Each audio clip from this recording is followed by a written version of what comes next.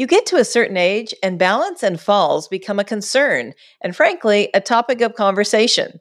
So today, we're going to find out about physical therapy for balance and what to expect with neurophysical therapist Laura Goosey.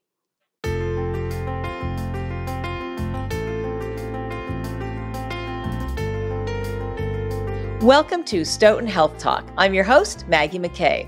Thank you for joining us, Laura. I'm happy to be here, Maggie. So just right off the bat, how do falls affect individuals? Well, first, just for some context, I'm a physical therapist now who is working in an outpatient clinic as part of a neurologic therapy team. And I frequently see patients for follow-up care after they've been discharged from the hospital, or maybe even just after a fall. But I think the biggest impact for people who have a fall is their loss of independence. They might have injuries which force them to rely on others for help, for things even like getting up and down from the toilet or rolling over in bed. And I'm very sad to say that I have had a patient call me from the hospital to tell me he had a fall, which caused a broken hip, and then he had surgery for that. And a week or two later, I learned that he had passed away. That was very sobering for me. And it really brought home the importance of the mission to decrease falls. So, in other words, falls are bad. And it's important for us to do everything we can to help people lower the risk for falling, because falls do change lives, often not for the better. And I do think a lot of times older people might kind of dismiss them because they don't want to call attention to the fact that their balance is off. What are some misconceptions about how to lower risk for falling? Well, one thing I found is that a lot of people ask me at their age of, 70s, 80s, even 90s, if this can get better. And absolutely, they can improve their balance no matter what age they are. People who put the work in, working on activities that research has shown can improve balance, actually do improve their balance. Another misconception is that just more walking or focusing on strengthening will improve their balance. But I would ask them, if you wanted to learn more about math, would you read an English book? It's the same with balance and falls. If you want to get better at balance, would you just work on walking only? And the answer to that is no, that is not going to improve your balance.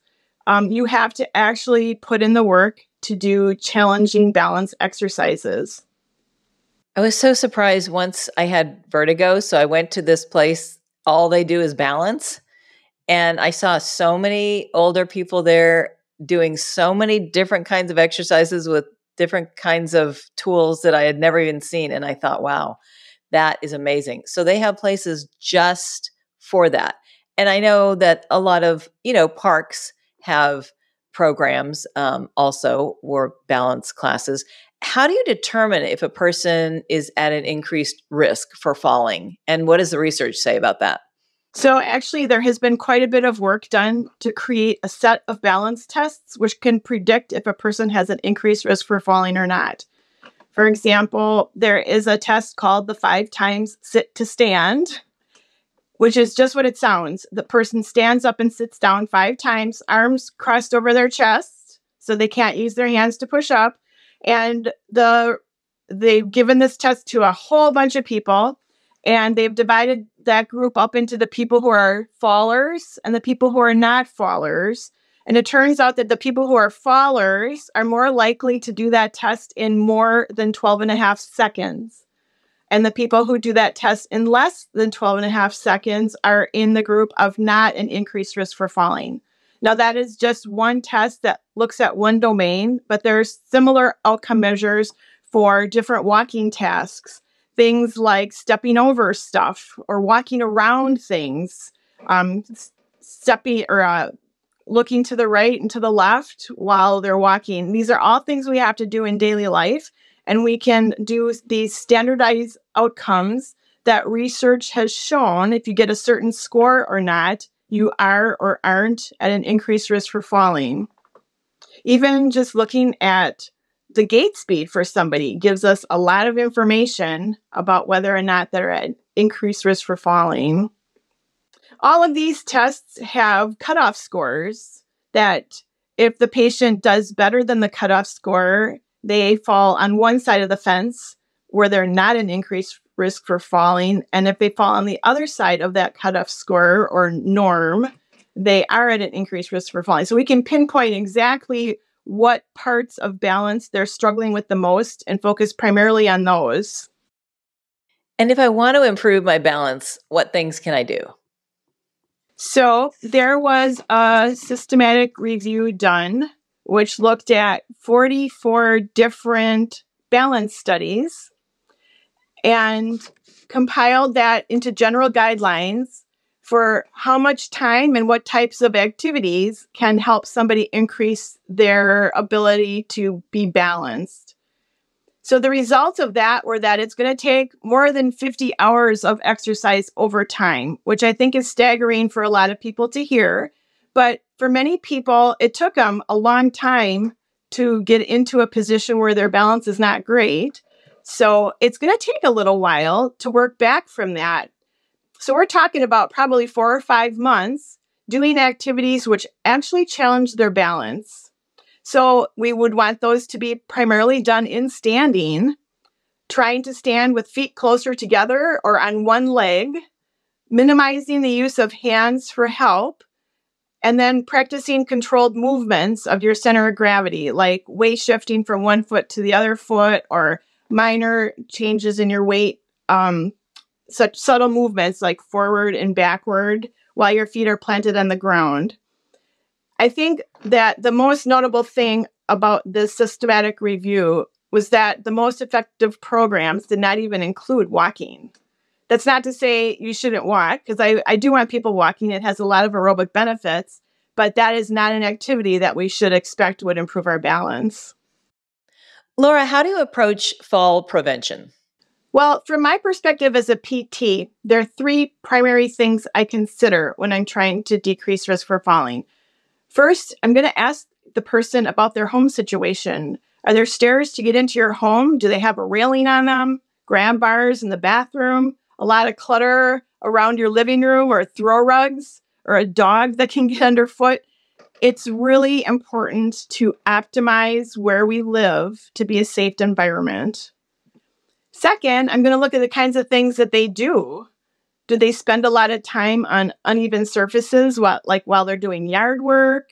Or are they walking on roofs or up and down curbs, watching grandkids at the park, or even trying to get up and down the stairs at a football stadium safely that might not have railings? And some of you are aware of a local location like that in Madison. But third, I'm going to check their balance to get a sense of their overall risk for falling by using those standardized outcome measures that we talked about. And I'll pay attention to which types of balance were giving them the most problems. For example, if they struggle with being able to take a step fast enough to prevent a fall, like if they slipped on the ice or something, that would require reactive balance. And do they have that skill set? Or how about some typical walking tasks, like being able to turn around quickly while you're working in the kitchen, or stepping over a dog toy, or looking back and forth while you're crossing the street? So once I get an understanding of the person's risk for falling and the activities they're struggling with the most, I might immediately recommend that they start using a hiking stick or something like that. Just if they're falling, first priority was you have to get them to stop falling. But the overall goal would be to get them back to doing those activities without the assistive device. And we would create an exercise program that's focused only on their issues. If they're already good at something, why would we bother working on that over and over? But focus on the things that are most difficult and tasks that are right at the edge of their ability. So we don't want them to be too difficult that the exercises themselves cause a fall, but we don't want them to be so easy either, because if they're already easy, we're not going to get any benefit.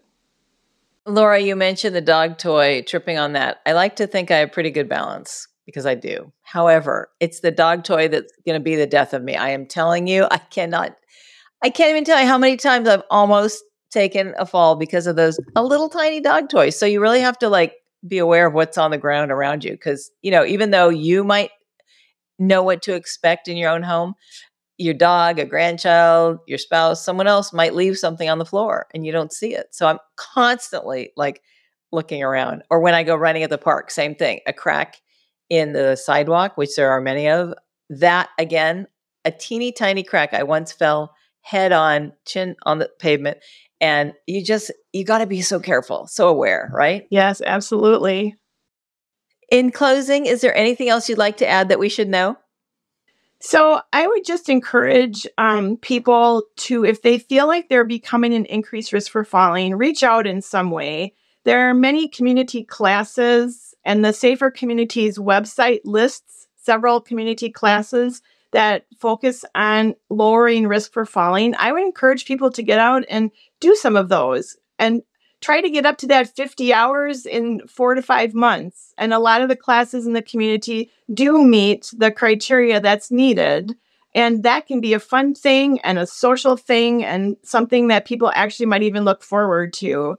So if you feel like your balance is going down a little bit, take an active role in trying to get back to where you were, because chances are you probably can improve it.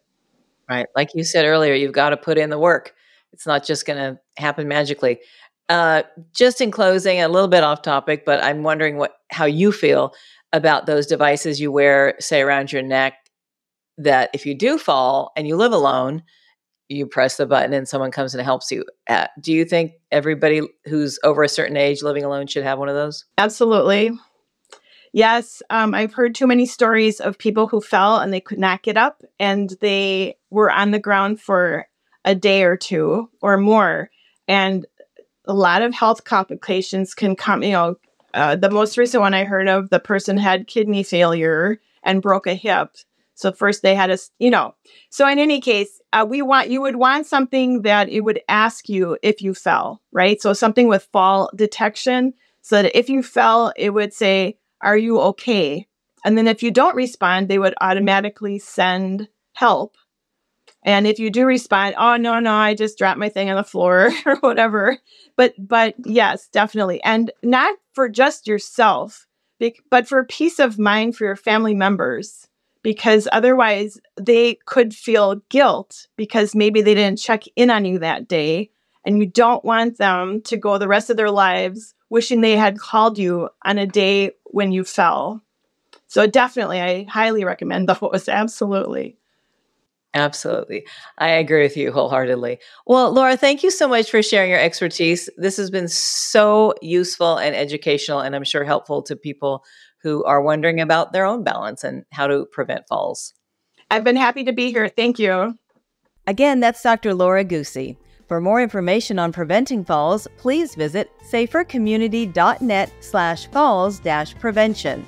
If you're interested in exploring a wider range of health-related podcasts, check out the Stoughton Health Podcast Library at stoughtonhealth.com. Thank you for listening. I'm Maggie McKay. This is Stoughton Health Talk, a podcast from Stoughton Health.